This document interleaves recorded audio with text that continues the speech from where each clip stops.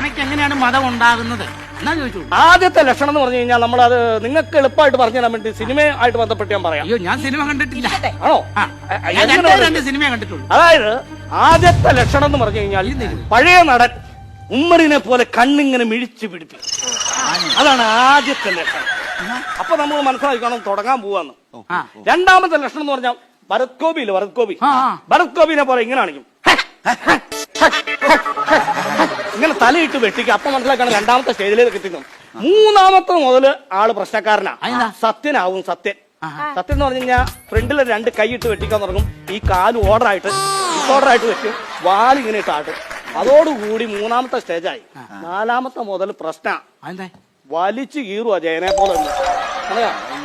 അഞ്ചാമത്തെ സ്റ്റേജ് എന്ന് പറഞ്ഞാണല്ലോ പാലങ്ങാരാ വലിച്ചു പറഞ്ഞ എല്ലാം പിന്നെ അത് കുളമാക്കുക. പിന്നെ ആനയ്ക്ക് എങ്ങനെയാണ് മതം ഉണ്ടാകുന്നത്?